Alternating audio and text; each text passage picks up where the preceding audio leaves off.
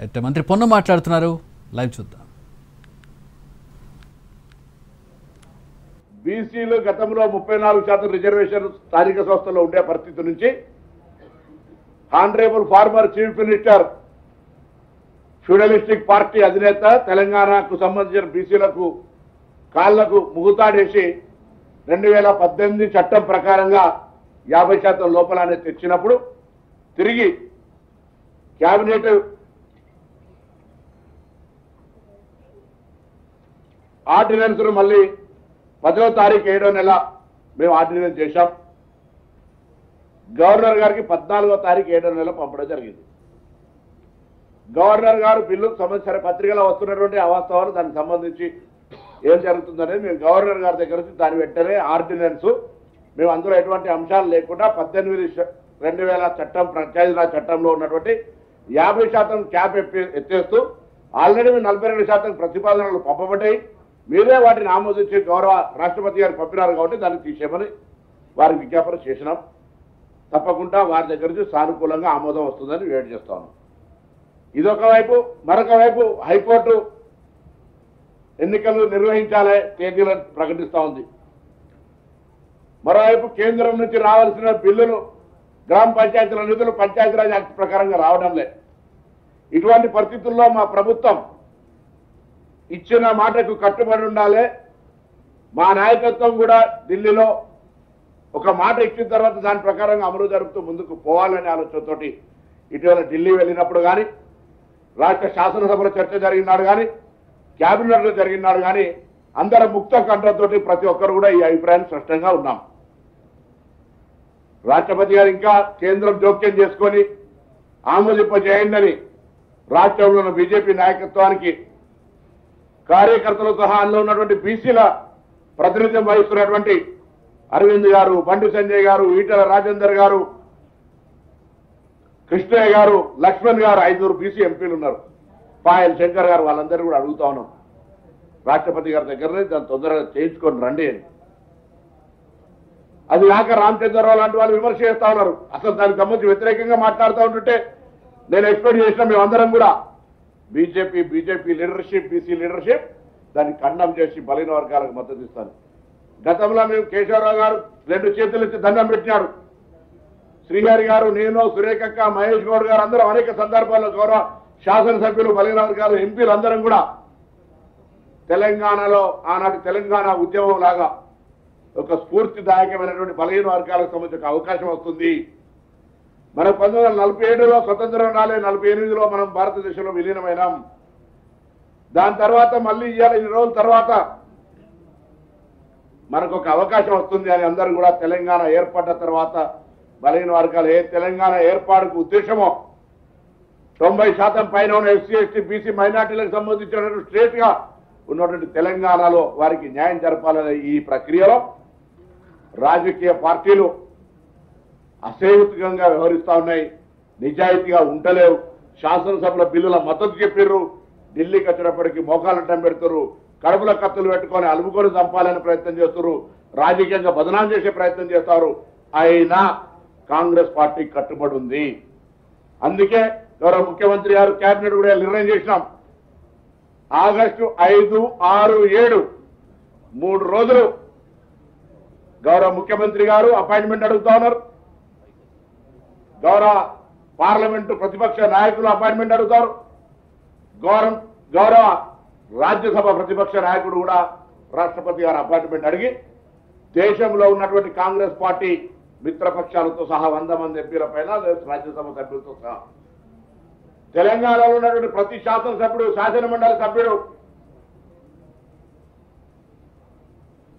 ఎంపీలు, మంత్రులు అందరం కూడా 5, 6, 7 ఢిల్లీకి వెళ్తా ఉన్నాం.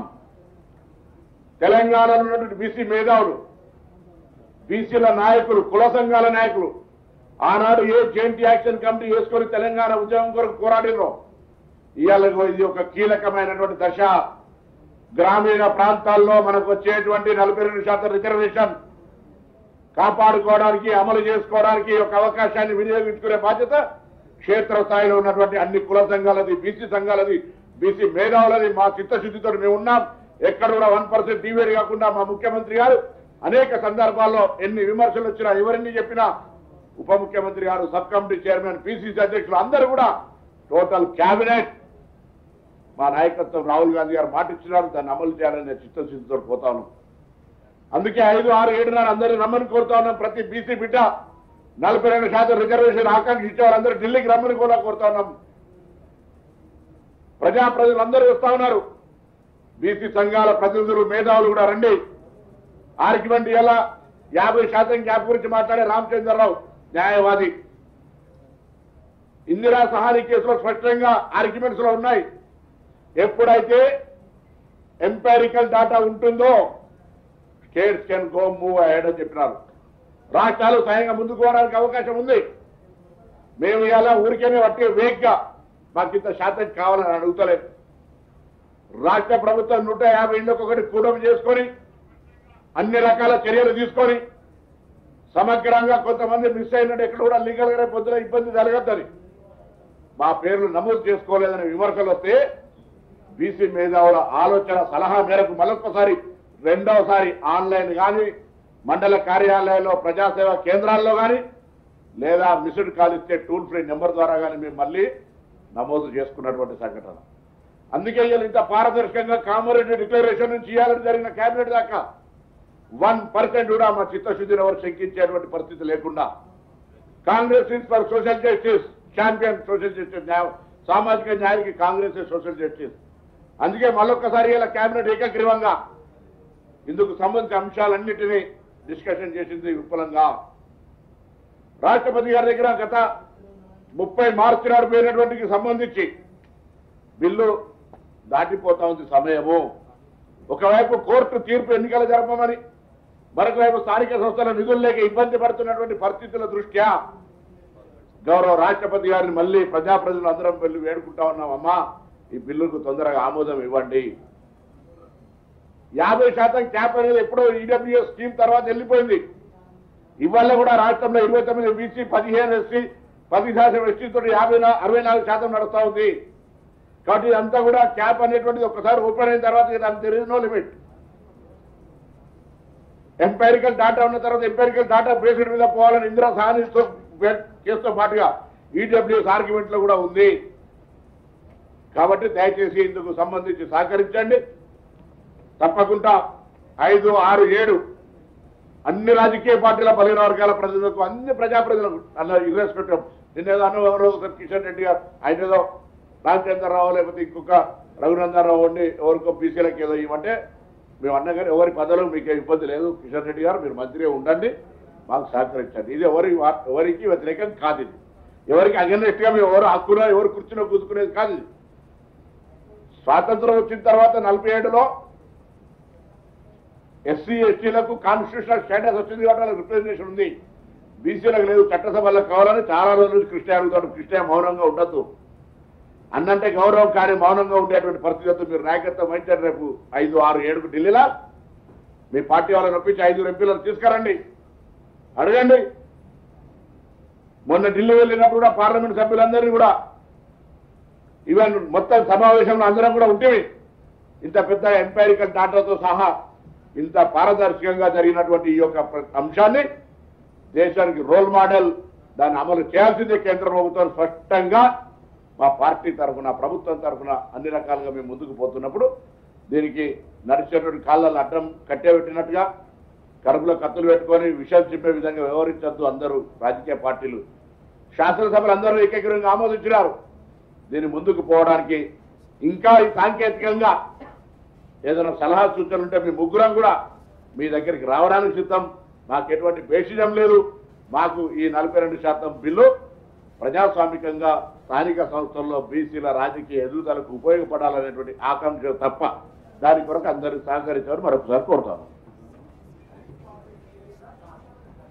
5, 6, 7 బిల్లు ఎక్కడైతే పెండింగ్ ఉందో రాష్ట్రపతి గారిని విజ్ఞప్తి చేయడానికి గౌరవ ప్రతిపక్ష లోక్సభ నాయకుడు, గౌరవ ప్రతిపక్ష రాజ్యసభ నాయకుడు, గౌరవ ముఖ్యమంత్రి గారి నాయకత్వంలో అక్కడ కాంగ్రెస్ కూటమి పార్లమెంటు, లోక్సభ, రాజ్యసభ సభ్యులు, ఇక్కడ కూడా కాంగ్రెస్ పార్టీ కానీ అన్ని పార్టీలకు సంబంధించిన వాళ్ళు కూడా ఈ రిప్రజెంటేషన్ లో రావాలని విజ్ఞప్తి చేస్తా ఉన్నాం.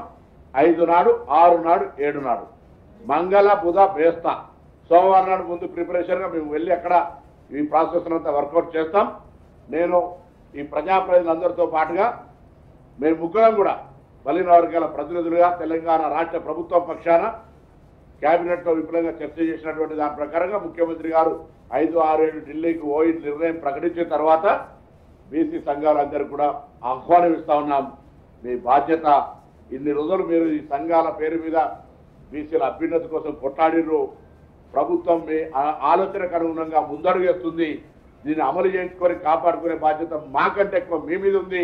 ఎందుకంటే సమాజంలో అనేక సంవత్సరాలుగా ఇటువంటి అంశాల మీద పోరాటం చేస్తున్న మీరు ఇవాళ ఇన్ని దశలు దాటి, ఇన్ని బాలరిష్టాలు దాటి ఇవాళ ఒక స్టేజ్కి వచ్చింది. రాష్ట్రపతి గారి దగ్గర ఆమోదం కోసం ఉంది. రాష్ట్రపతి గారి ఆమోదానికి సంబంధించిన సుప్రీంకోర్టు నిర్ణయాలు ఉన్నాయి. వాటన్నిటిని దృష్టిలో తప్పకుండా మేము ముందుకు వస్తామనేటువంటి విశ్వాసం ఉంది. కాబట్టి అందుకు సహకరించాలని మీ అందరినీ కూడా పేరు పేరున విజ్ఞప్తి చేస్తాం.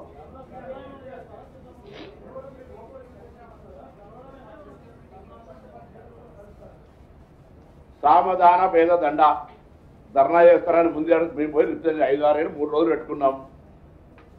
కలిసి మా విజ్ఞాపన విని మాకు సానుకూలంగా స్పందిస్తే దండం, లేదంటే మీరు సామధాన భేద దండ అన్నట్టుగా మా ప్రొటెస్టో నిరసనలో ఇప్పుడు అదే ముందు మాట్లాడేది పొరపాటు అవుతుంది. కాబట్టి మేము విజ్ఞాపన రాష్ట్రపతి గారు విజ్ఞప్తి చేయడానికి పోతాం.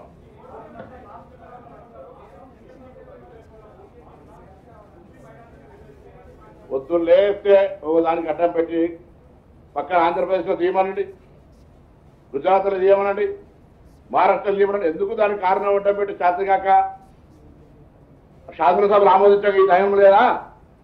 శాసనసభలో ఇదే కదా బిల్లు ఆమోదించింది. ఆనాడు సభ్యులు దీనికి మద్దతు ప్రకటించినారు. అయితే రామచంద్రరావు రాజీనామా చేయాలి, లేకపోతే ఆ రోజు మద్దతు ఇచ్చిన రాజీనామా చేయాలి. బీజేపీ స్టాండ్ ఏంది? బీసీలకు 42% రిజర్వేషన్ వాళ్ళకి ఎక్కడ నైతికత? బీసీల ముఖ్యమంత్రి ప్రకటించిన రాష్ట్రంలో శాసనసభ పక్ష నాయకత్వం ఇయ్యలే. బీసీ అధ్యక్షుడు ఉంటే అకారణంగా దంతే కింద పడితే ఇంకో వ్యక్తిని తీసుకొచ్చి పెట్టారు. ఇవాళ బీసీలు ఒక సెషన్ స్టార్ట్ అయింది. 5 ఎమ్మెల్సీలు వస్తే అన్ని రాజకీయ పార్టీలు 5 సామాజిక న్యాయం ఇచ్చినాయి. మంత్రివర్గ విస్తరణ జరిగితే 3 సామాజిక న్యాయం జరిగింది. ఈ పరిస్థితుల్లో కూడా మీరు బీసీ ప్రెసిడెంట్ అయ్యాక మీరు మాట్లాడుతున్నా అర్హత ఉందా? అరే ఇవన్నీ కారణాలు ఎందుకు చెప్తున్నాం కదా, ఎవరు కుర్చీ గుర్తుకోవడానికి ఇంకోటి. స్థానిక సంస్థల ఎన్నికలకు 42% అవకాశం ఇవ్వడం చోట మన ఇవంటారు కదా సామెతలు, అవన్నీ ఎందుకు? దయచేసి ముందు 42% అటువంటి చర్చ, డైవర్షన్ పాలిటిక్స్ వద్దు. 40 అందుకే మేము కిషన్ రెడ్డిని కూడా రాజీనామా చేయమంటలేము, సహకరించమని అడుగుతాను. ఆయన ఫీల్ కాగల అయితే రాజీనామా చేయమని ఏం అవసరం లేదు. మాకు ఎవరి పోస్టులు 42%, 5 ఎంపీలు ఉన్నారు. 5 ఎంపీల బాధ్యత తప్పకుండా బీసీలు అనుకున్నప్పుడు ఇలా కాంగ్రెస్ పార్టీ చేసినా, బీజేపీ పార్టీ చేసినా, ఇంకోరు చేసినా కానీ బేసిక్గా ఒక ప్రాబ్లం ఉంది. ఇంతకుముందు కూడా చెప్తే మండల కమిషన్ వచ్చినప్పుడు వాళ్ళు కమండలో తెచ్చినారు. ఇవన్నీ చర్చ చేస్తున్నారు. ఏది ఏమైనా తెలంగాణ ప్రభుత్వం కామారెడ్డి డిక్లరేషన్ నుంచి ఇవాళ రేపు 5, 6, 7 ఢిల్లీకి పోయేటువంటి కార్యక్రమంతో సహా నిబద్ధతతో ఉన్నాం. మా బాధ్యత అందరూ సహకరించాలి. దీని కొరకు సంవత్సరాల తరబడి ఉద్యమం చేస్తున్నటువంటి బీసీ సంఘాలందరూ కూడా కలిసి 5, 6, 7 ఢిల్లీకి రామని మరొకసారి కోరుతారు. నమస్కారం.